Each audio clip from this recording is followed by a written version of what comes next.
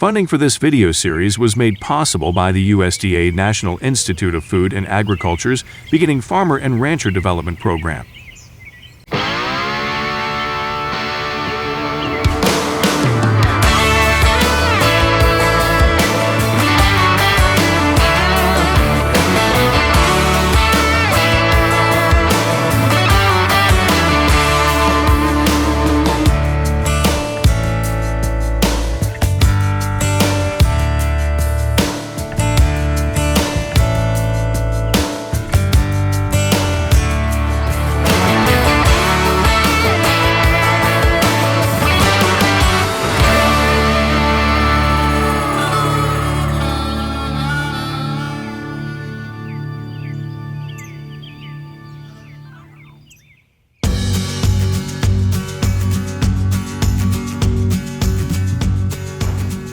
Liberty is a 55-plus-year-old produce wholesale company, family owned the entire time. We do a very nice mix of different kind of business, a lot of retail, also deal with restaurants, schools, hospitals, so we kind of run the entire gamut of the produce universe, I guess, in terms of wholesale distribution.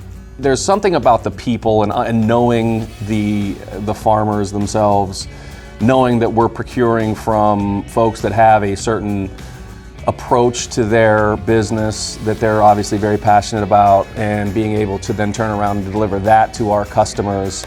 Our customers also, I think, are attached to understanding not just what their food is and why it's good, but now I think it's gone to the point where they want to know where it comes from. They want to know who is behind that, right? With local food, it's really trying to translate that product story from the field to the customer, just the way we're trying to carry the product. And I think that I like having that extra responsibility and that extra opportunity to kind of communicate more about the people and not just the product itself. We're working very hard with our retail customers to not just say, hey, we want to sell you local, but also we have a few things we're working on to help them merchandise local differently and help them market, again, the story behind the product. And we just see it growing considerably.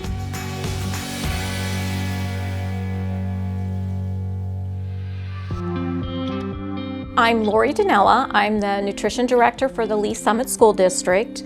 Our district has a population of about 18,200. We have 24 buildings, 18 elementaries, 3 middle, and 3 high schools. We have salad bars in all 18 elementaries now, and we are implementing salad bars in our 6 secondary schools. There is a large need for farm to school because we want to purchase local.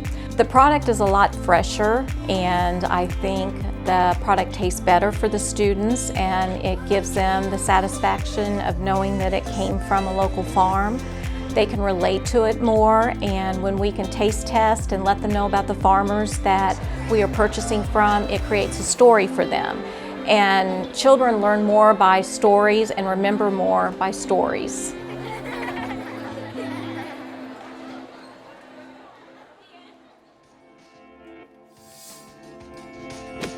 What I like about working with local food is that it's a win-win situation.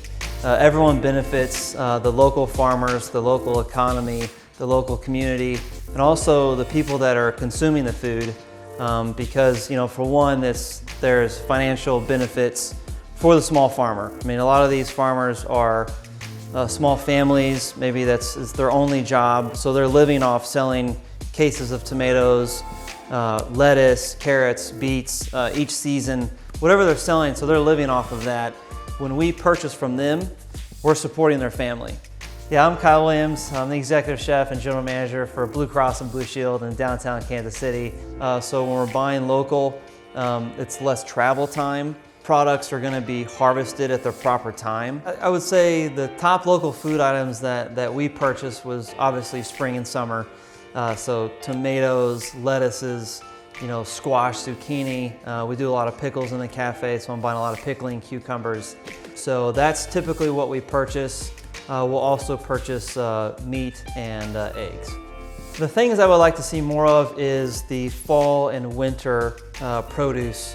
Rutabaga, turnip, parsnip, carrot, beets, Brussels sprouts. I think we do spring, summer really well, but I think we need to start transitioning and start planting and harvesting fall and winter produce.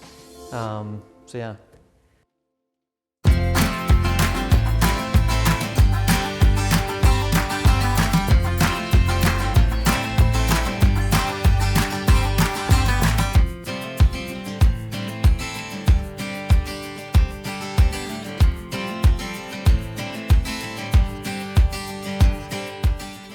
I'm Teresa Kelly, and I'm the Operations Director for the Kansas City Food Hub, a farmer-owned, farmer-run cooperative. I'm Alicia Ellingsworth. I'm the Farm to School Director for the KC Food Hub. So the Food Hub is a farmer-owned, farmer-run cooperative. So we work with our farmer members to sell their produce within the community, creating a cooperative economy. One of the great things about selling local produce for us is developing those relationships with farmers. Those are seasonal relationships, so we get to pass that seasonal education on to our customers. For a farmer who has outgrown growing for farmers market or their farm stand and they have extra, we're a great outlet because we can take them and move them and help them scale up to be able to package and market and grow for a larger market, and then we can sell it for them. As a farmer, it's super easy to work with the Food Hub. I list my product early in the week. It goes out to the buyers. Teresa lets me know what I need to pack and where I need to deliver it by, and then she takes it from there.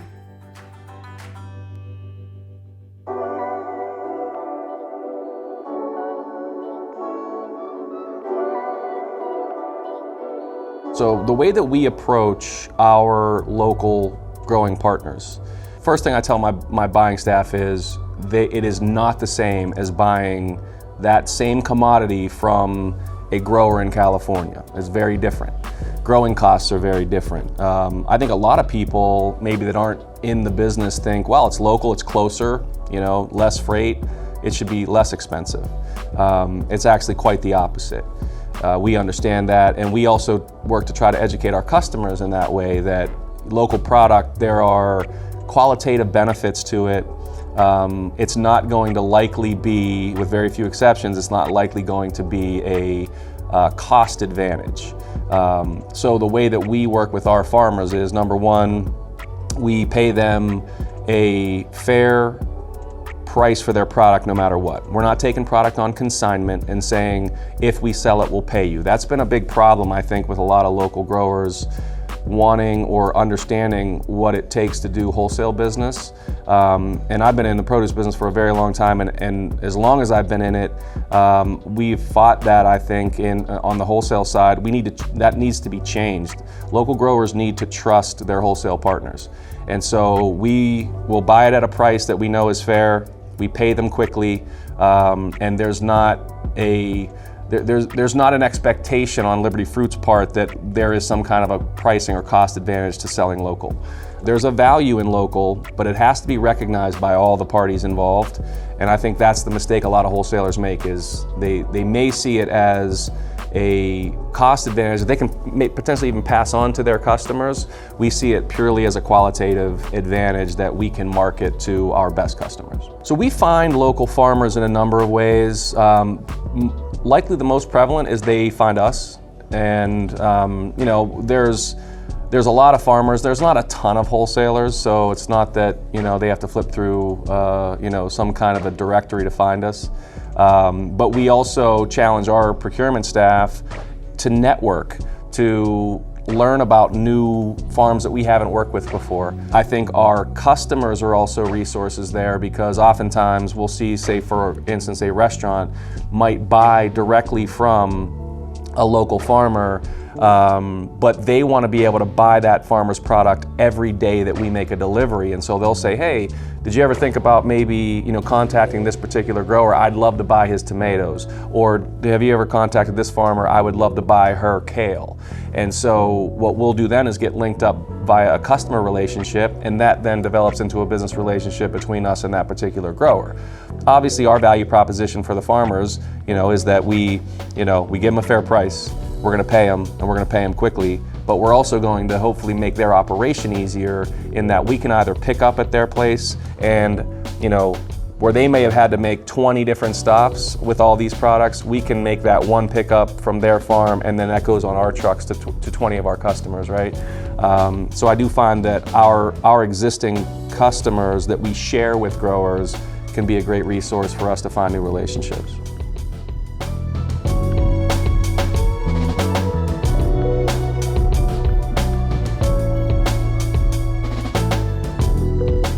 Your major movers are always going to be your what we call dry veg, right? So you've got your squash, you've got, you know, cabbage, peppers, tomatoes are always a big mover. We'll get into leafy too, and that's something I'd like to see a little bit more of as people get into growing, you know, specialty lettuces, which, you know, done properly, there's no comparison to a locally grown leaf product to something you're going to get from far away. There's no better tasting lettuce than right out of the field. I mean, it's just, you can't replicate that.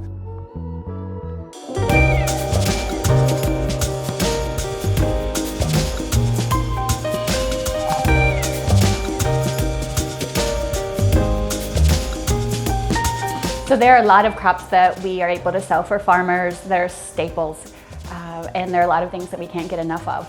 Cherry tomatoes is something I grow on my farm. We have a lot of hands, so we grow a lot of cherry tomatoes and pick a lot of cherry tomatoes. Before I plant or plan, I always talk with Teresa to make sure that there's a need there, but cherry tomatoes are something that are always sellable, always in demand, and always delicious.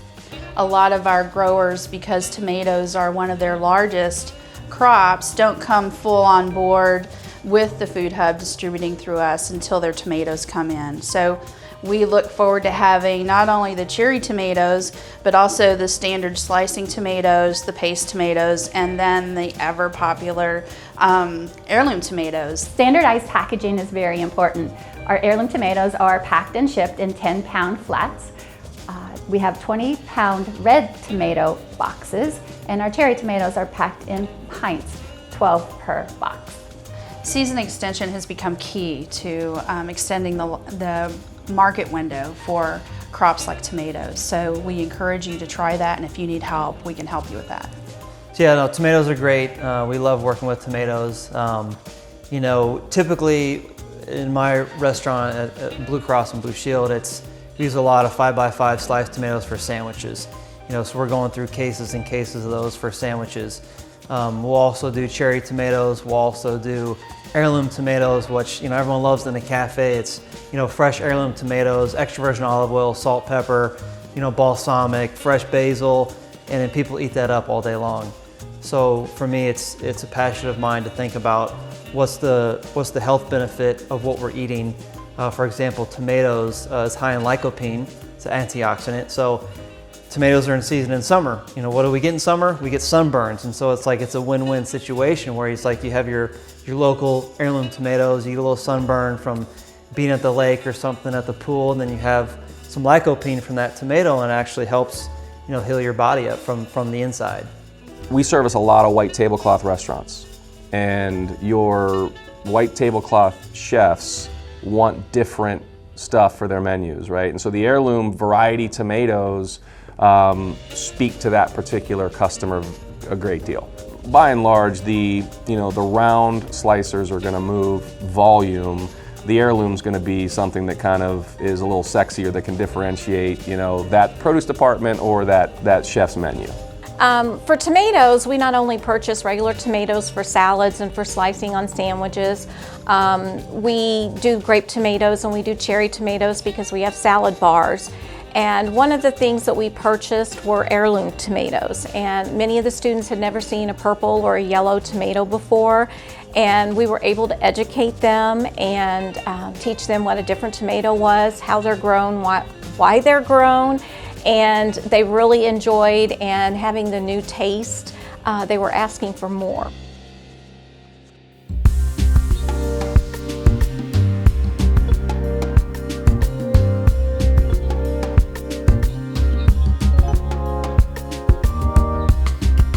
Cucumbers are a really fun crop.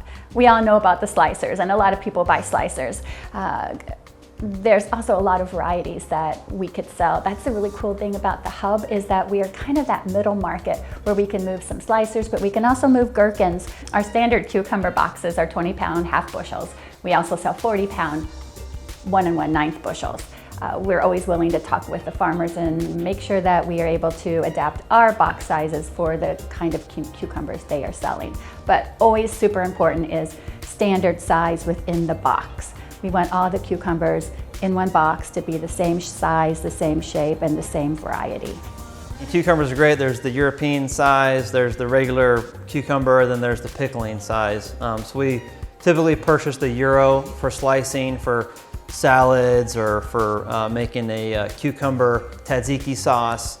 We also make our own pickles in-house, so we're always requesting local when possible. So we are pickling the fresh cucumbers when they come in. All the local cucumbers I've received from this area have been really good. We buy kind of all all varieties of cucumbers locally in terms of our, what we would just call our slicers.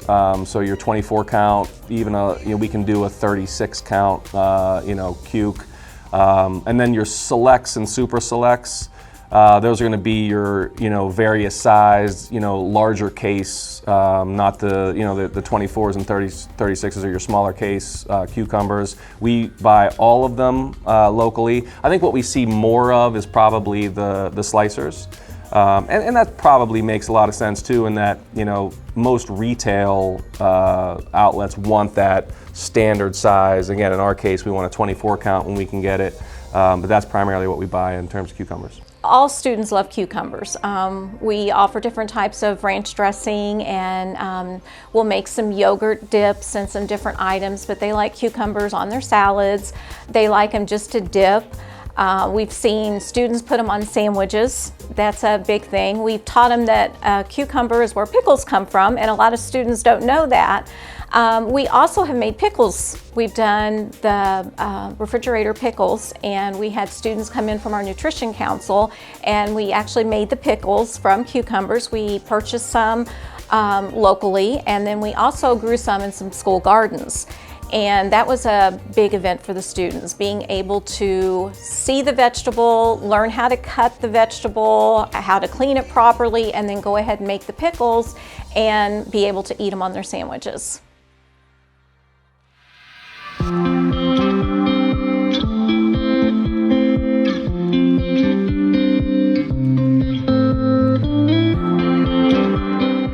We use 1 1/9 boxes for cabbage, broccoli, and cauliflower. Usually there's about 40 pounds of cabbage in a box, and we can squeeze about 25 pounds of broccoli or cauliflower in this size box. The thing that we look for when we're selling, because we do some repacking for individual sales, is we want uniformity. We would like to have everything the same size rather than find something in there the size of a basketball and then a bunch of softballs. So just being mindful of the pack when you're harvesting. We can always sell more broccoli and cauliflower. If your farm grows good broccoli or cauliflower, let's talk.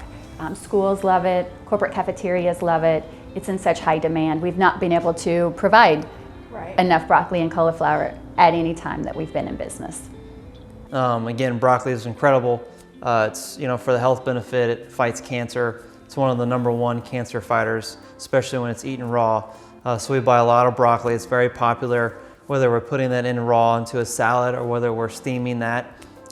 We see a high demand for broccoli from our customers. So if broccoli is on a dish, steamed broccoli or sauteed broccoli, and it sells itself. So we definitely use a lot of broccoli, whether it's whole heads or florets. And when it comes to cabbage, we love using cabbage. It's great fiber content. It's great for digestion. So we'll use a lot of cabbage, purple cabbage, green cabbage, Napa cabbage. We'll slice it, we'll make salads. One of our most popular items is a Asian cabbage slaw with Napa cabbage, chopped with cilantro and scallions and bean sprouts. We'll also use that in our Asian stir fry. We'll even throw in a little bit of broccoli with that, and our customers really like it. When it comes to broccoli in particular, this is one of the items that I would say there's a significant difference Not saying better or worse, but there's a big difference between a locally grown broccoli and the West Coast broccoli that people use day in, day out, right? It's different texture, sizing tends to be different. There's a different tenderness in a lot of cases when it comes to the broccoli. When it comes to cabbage sizing, we'll look for both the large and the smaller. Skewing more to the larger probably, 16 heads, something like that. Something that we know can work for both food service and retail. Broccoli, they really enjoy. We have steamed broccoli on our menu once a week. We have to do a dark green vegetable, and that's the most favorite.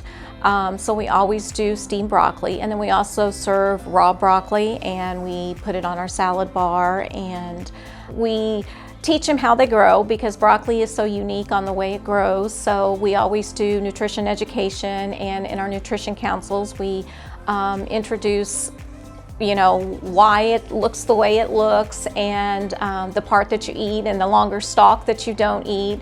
Cabbage, we do two things with it. We steam the cabbage, and we also make coleslaw out of it. The kids love coleslaw. You wouldn't think elementary students would like coleslaw, but as long as you put some purple cabbage in with it to give it color, and you put carrots in it, you've got 3 veggies in that, and they love it.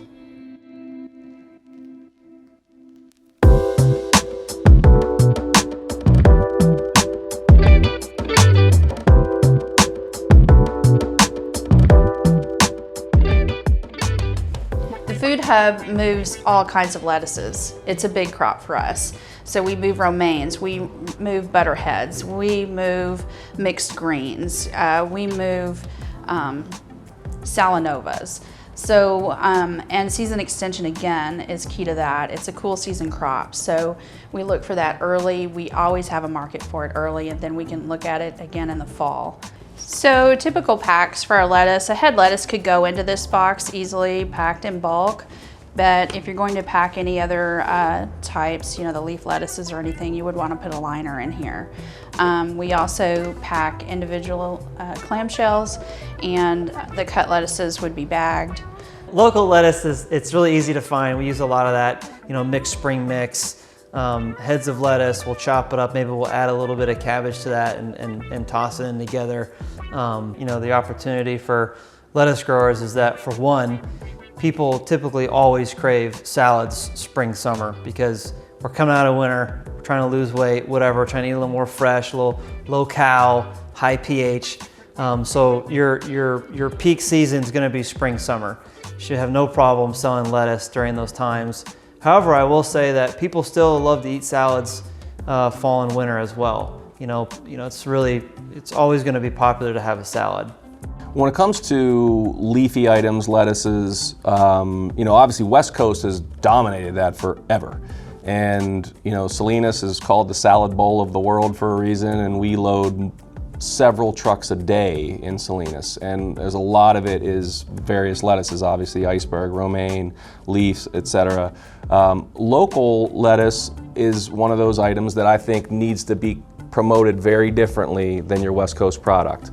Some of it is excellent, and what I like seeing is that I think more growers are getting into specialty, tender leaf type items, more baby lettuces and more of almost a spinach substitute type for salads and things, and I think those are very marketable products. Lettuce is probably our largest purchase. We do salads every day. We have the salad bars every day. We use leaf lettuce and different lettuce on sandwiches. The students really love lettuce and tomato. We offer that daily for sandwiches. Kindergarten through high school students, it doesn't matter what age. Last year we purchased some butter lettuce, and actually some of my managers had never seen or worked with butter lettuce before, so that was kind of a teaching tool for them also. And I like the butter lettuce because it's more tender. I think it has a milder flavor, and it also lasts longer. But we use head lettuce, we use romaine lettuce, we use leaf lettuce, we use all types of lettuce in our department.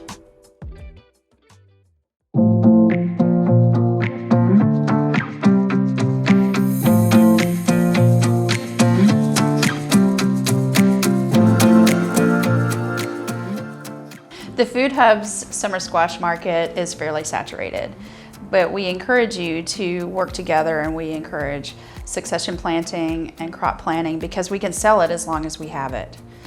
Typically a pack is 20 pounds. The most desired size for summer squash is 6 to 8 inches long. When it comes to local squash, we'll purchase a lot of like yellow squash and green zucchini. It's an easy sell. You get them in, it's easy clean, easy prep, wash them off, cut them, roast it with olive oil, salt and pepper, and you can serve that along like a grilled salmon and brown rice. So it is an easy sell. When it comes to the sizing of squash and zucchini, I have never had an issue with it. I mean, they're always a great size. They're really easy to prep. You get them in and you just cut them up, whether you're dicing or whether you're slicing. So I think that's probably one thing we're probably doing really well. Yeah, as far as summer squash, which are very popular items for us, and probably I would say maybe the items that are most widely grown by a lot of different farmers. We're looking for primarily when it comes to zucchini, for instance, we're looking for a 20-pound box, a half bushel, 26 to 30 count in a case. Same thing with yellow squash. We can use the full bushel products, and we sell some of those, but for retail and really most food service applications, you're going to want that 20-pound case. And again, that's something that it's widely available, which is good because the demand for it and it continues to increase. And so, we can move as much as we can buy. It's more of a demand exceeds supply more often than not. Summer squash we usually start purchasing in the fall. That's usually the prime time. We roast it in our combi ovens and we put seasoning on it. We slice it thin and put it in the combis, and it still makes it a little bit crunchy, kind of crispy, but still tender on the inside, and the students just love trying it that way.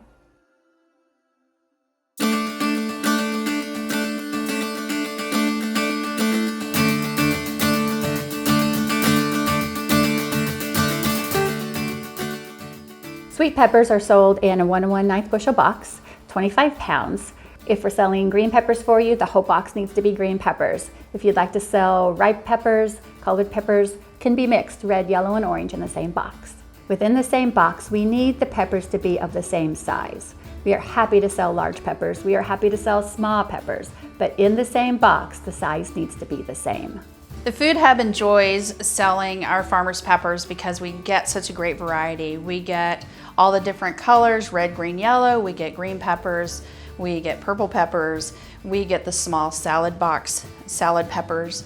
And so it's just a delight to be able to offer our customers those types of different things that they might not necessarily be able to find anywhere else. If you're planning to sell hot peppers through the Food Hub, let's talk. There's a big market for hot peppers, particularly jalapenos, wax, and poblanos. If you want to grow the really hot ones, then some planning ahead of time will need to be done. Give us time to find the buyer for the peppers you want to grow. Come into summer, September, it's like peppers going crazy. It's bell peppers, it's jalapenos, serranos, red chilies, Fresnos, habaneros. We use a lot of peppers. We make chili every week in the cafe, so we're always going through cases of red bell peppers because we cut those fresh and we throw those in. Yeah, so the availability with local peppers is a very short window. But another thing we do to be creative is, there's an abundance of peppers. So I think what I do and a lot of other great chefs in the city do is they'll pickle them, right? They'll make a jardiniere, or they'll make pickled jalapenos or serranos. So even though maybe not necessarily need to grow tons of peppers during the winter, there's still ways to can and preserve those types of peppers. Yeah, so when it comes to peppers, we use everything from the full bushel, 25-pound cases of choppers. So food service, that's big, right? You've got your irregular size pepper that can be, sent to a restaurant and used, and cooked. We use mediums, larges, extra larges. Extra large, great for retail. So I'd love to see as much really nice block-shaped, extra-large peppers. The more of those we can get, the better, because retailers always want those. Colored peppers obviously are in growing demand as well. We don't see as much of those locally. We see some reds, and ultimately farmers always have some kind of suntan offering, right? And the same thing with the reds and golds. We use the chopper 25-pound cases, 11-pound open cases, which are more your traditional bell shapes. And I think we have a nice supply of peppers. And really, we do a lot with local programs, even for our chain customers. So come summertime, we're sourcing and supplying them with 100% local peppers, in some cases tomatoes, because they have a commitment to their customers that, hey, during the season we're going to use as much local as we can get. And so I think peppers are one of the things that we see a lot of volume, even running through our chain accounts, versus, again, like a lettuce, you're not going to see that. But I think peppers are definitely very much in demand across the board, especially in food service. We use green peppers, we use red peppers, we use yellow peppers. When the little mini peppers are available, the students love those. They like the fact that they're little and they can just take a bite out of it. We usually dice peppers, we slice them, we'll do them in rings, and we usually serve those raw. We'll cook a few when we do fajitas, but the kids love the rainbow colors in their salads and on the salad bar. We purchase jalapeno peppers. Kids love those. Even kindergartners, we've served them to kindergartners, and they love them on their taco salads, and they love them if we do a pico de gallo.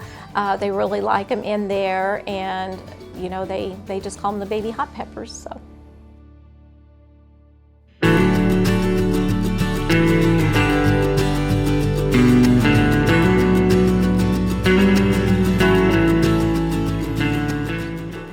The Food Hub can move sweet potatoes year-round if we have them. They're a great storage crop.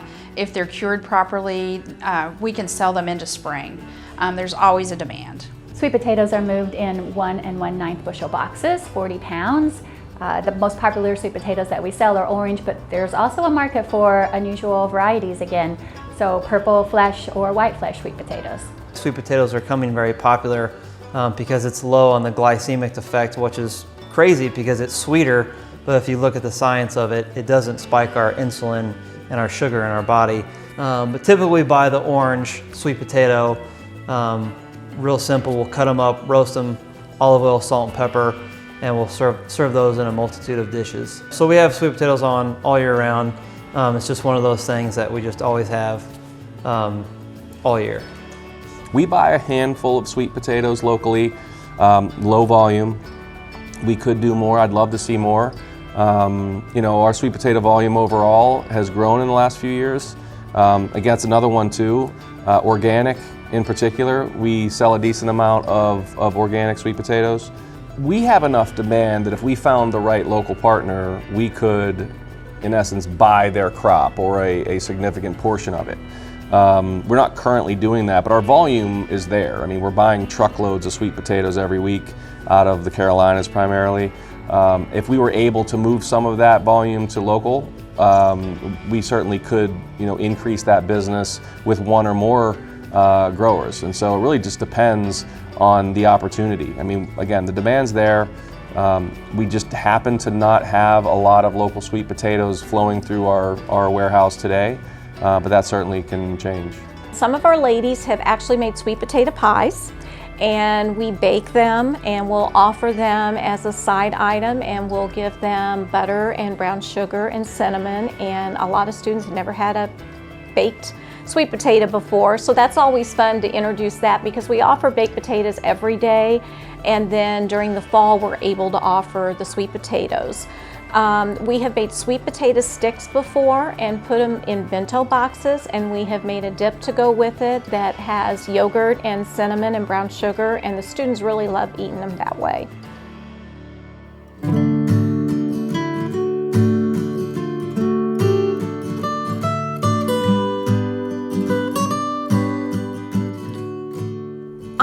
one of the big things about purchasing local, it helps not only our school district, it helps the farmers, it helps our economy locally and statewide. I also feel that purchasing local, our students learn more, and I think they appreciate more when they know and they can meet farmers. We have farmers come to our schools. We'll have them come and talk to the students. We'll do taste testing with the students. And I think when they meet the farmers and the farmers can explain to them what their lives are, you know, what goes into producing these fruits and vegetables, that it tells a story to them, and students learn so much more when they can relate to something. When they meet that farmer and know that that farmer grew those peppers or they grew those tomatoes, that it means so much more to them than just this came from a grocery store. It educates them to eat healthy, to make healthier choices, and to really think about where their food comes from. And also it helps them to understand, to appreciate the food more, that when they take something they need to eat it and not just throw it away. And also, I think it helps them want to start growing things. We have a high need right now and a lot of requests for school gardens. And I think that has come from some of the local farmers telling the kids, you know, the work they put into it, the appreciation they have from the school districts for being able to provide fresh produce. So I just think it gives them a great awareness of where our food comes from. The Food Hub is working to grow the middle market. That's the area in the local produce market that can weather a little higher price point. They are educated and love local food. It's a matter of coordinating that and being able to provide them the volume, the standard of quality, and the consistency that they require in their business. As far as the requirements of working with Liberty, you know, we're pretty straightforward. We require GAP certification. We require, you know, insurance like everyone else and proof of all of those things. You know, as far as beyond the actual paper certifications, you know, that's where we're really willing to work with people. We know that when we're dealing with a large grower in California, they have a sales department, they have a shipping department, warehouse management systems, all these different things, right? When we're dealing with a local farmer, we're often dealing with one person that's all of those things. And if you have the proper food safety and your product quality is there, one of the things that I think we're really good at, our procurement team is good at, and our sales team too, work very closely with a lot of our local farmers because they want to understand how to promote their story and their product to our customers, is that we're willing to, I think, go that extra mile in helping that grower logistically. So we'll pick up. We have trucks out every single day, you know, lots of them. And we always try to backhaul so that way the farmer doesn't have to deliver to us. We can pick up. You know, as far as communications go, we understand that, you know, we're not always going to get somebody to answer the phone on the other end because they might be out in the field doing whatever, you know, work is that actually runs their business. And so we have a certain understanding when we go into these relationships with local growers that, as I said at the outset, probably the most important thing that we've stressed with our buyers is that it's different. There's a reason we're doing it. There's a value proposition there, but it's different. And in our case, I think we need to take on more of the administrative roles when we're dealing with the local growers than we do with others, and we're more than willing to do that. It's worth it. It's worth it for us, and it's worth it for our customers.